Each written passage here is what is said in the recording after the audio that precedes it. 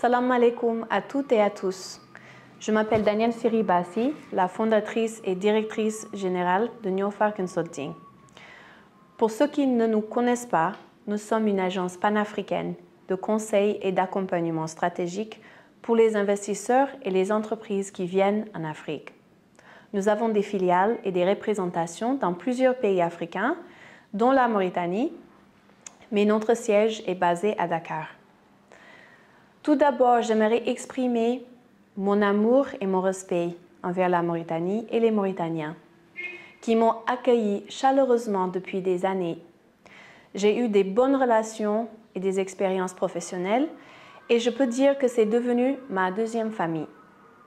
Pendant 5 ans, Niofar s'est battu et s'est investi en Mauritanie pour le développement du milieu d'affaires et l'accès aux opportunités pour les entreprises mauritaniennes en organisant des événements et des formations. En fin avril 2024, nous nous sommes rendus jusqu'à Dubaï pour promouvoir la Mauritanie lors d'un salon international de l'hydrogène vert.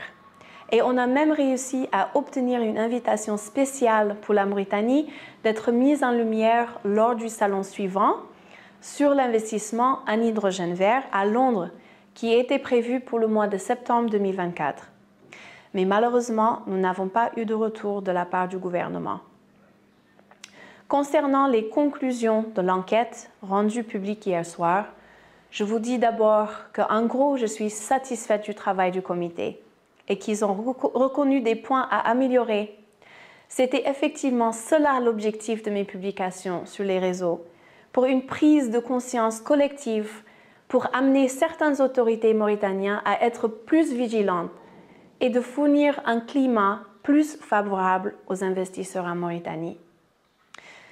La première recommandation du comité, d'accélérer la numérisation des procédures administratives pour garantir la transparence, la traçabilité et la facilitation des services aux usagers, par exemple, est essentielle pour assurer les investisseurs actuels et potentiels en Mauritanie. Je tiens à féliciter le comité pour ses conclusions. Il est quand même important de souligner l'importance de la confidentialité entre le secteur privé et l'administration publique et de protéger les secrets professionnels des entreprises. J'ai été surprise que certaines des informations privées de mon entreprise aient été divulguées dans le domaine public.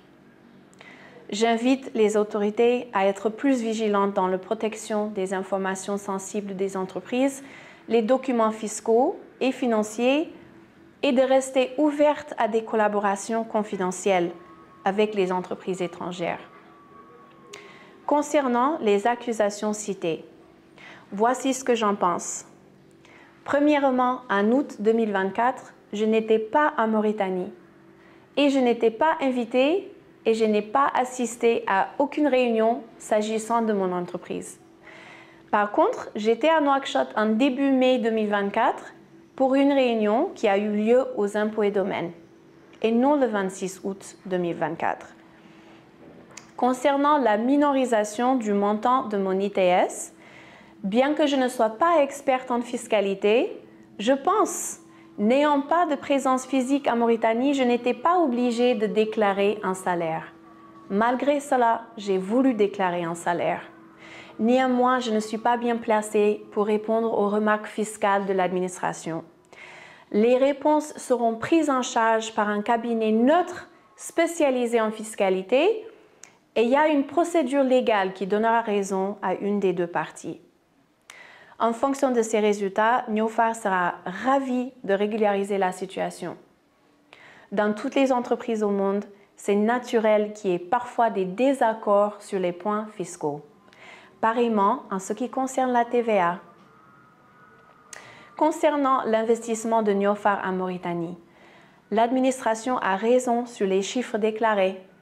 Néanmoins, l'investissement ne se limite pas à ce qui figure sur ces documents fiscaux et financiers.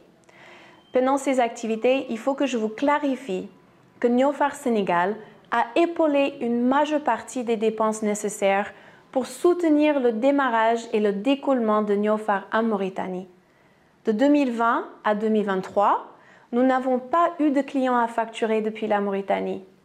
Néanmoins, on n'a pas perdu l'espoir et nous avons pu engager nos premiers clients en mars 2023 et on a commencé à déclarer nos activités. Ces exemples sont pour vous montrer que l'investissement d'une entreprise comme Neophar ne se limite pas uniquement à un simple chiffre d'affaires.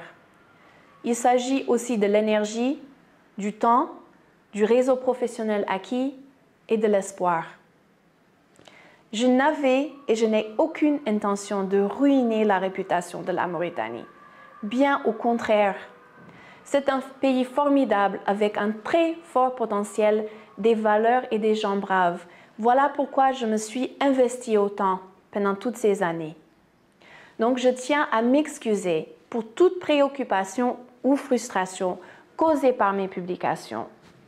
Parfois, ma façon très américaine de m'exprimer, véridique et franche, est parfois mal prise par d'autres cultures.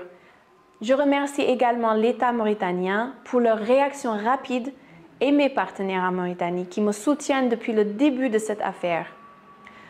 Encore une fois, la Mauritanie reste un pays africain proche de mon cœur. Et c'est pour cela justement que je voulais vous montrer ma position. Je reste entièrement à la disposition du gouvernement pour tout éclaircissement nécessaire. Je vous remercie pour votre attention et à très bientôt, Inch'Allah.